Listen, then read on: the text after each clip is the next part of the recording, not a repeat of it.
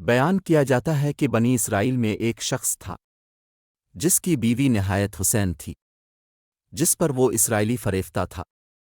چنانچہ جب اس عورت کا انتقال ہو گیا تو اس اسرائیلی شخص کو بڑا قلق ہوا اور ایک مدت تک وہ اس کی قبر پر بیٹھا روتا رہا۔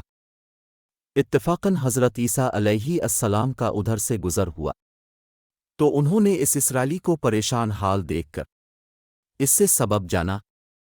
تو جب اسرائیلی نے اپنا واقعہ بیان کیا تو حضرت عیسیٰ علیہ السلام نے دریافت فرمایا، کیا تو چاہتا ہے کہ میں اس کو تیرے لیے زندہ کر دوں؟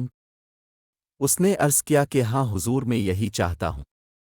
چنانچہ جب حضرت عیسیٰ علیہ السلام نے اس قبر کے مردہ کو آواز دی تو قبر سے ایک حبشی غلام جس کے ناک کے نتنوں، آنکھوں اور جسم کے دوسرے سوراخوں سے آگ کی لپٹیں اٹھ رہی تھیں، حضرت عیسیٰ علیہ السلام کو دیکھتے غلام نے کلمہ پڑھا، لا الہ الا اللہ عیسیٰ رو اللہ۔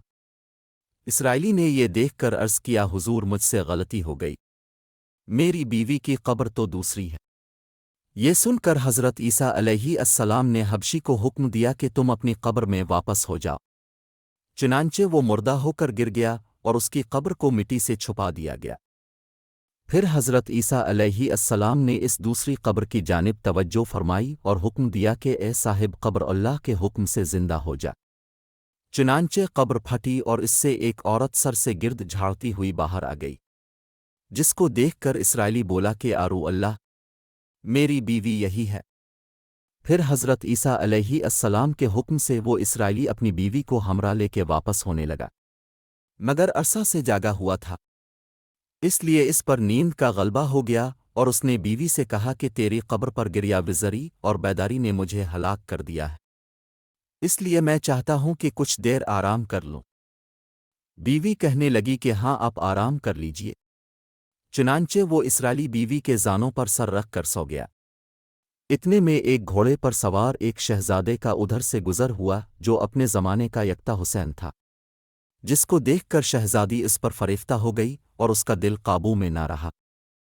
اس نے سر زانوں سے نیچے رکھا اور فرط محبت و غلبہ عشق سے مجبور ہو کر شہزادے کے سامنے جا کھڑی ہوئی۔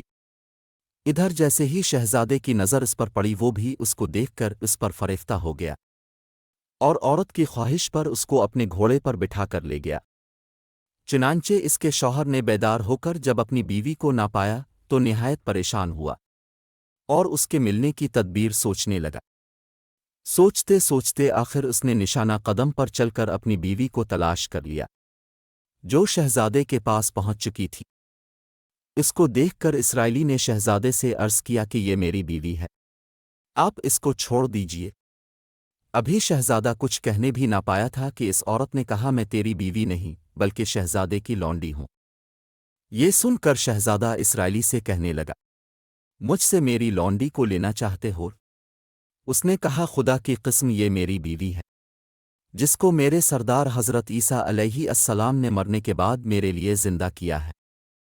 ابھی یہ گفتگو ہو رہی تھی کہ اتفاقاً حضرت عیسیٰ علیہ السلام وہاں تشریف لے آئے، جن کو دیکھ کر اسرائیلی کہنے لگا، آرو اللہ، کیا یہ میری وہ بیوی نہیں ہے جس کو اپنے میرے لیے زندہ کیا ہے؟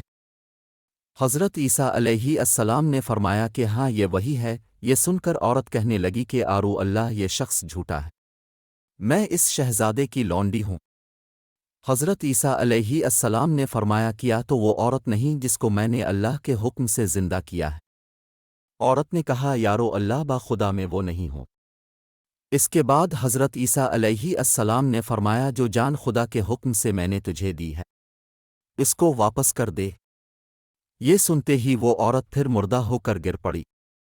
پھر حضرت عیسیٰ علیہ السلام فرمانے لگے کہ جو شخص ایسے آدمی کو دیکھنا چاہے جو کافر مرا تھا اور زندہ ہو کر ایمان لایا تو وہ اس حبشی غلام کو دیکھ لے، اور جو کوئی ایسے شخص کو دیکھنا چاہے جو مومن مرا تھا پھر اللہ نے اس کو زندہ کیا اور کافر ہو کر حالت کفر میں مر گیا تو وہ اس عورت کو دیکھ لے۔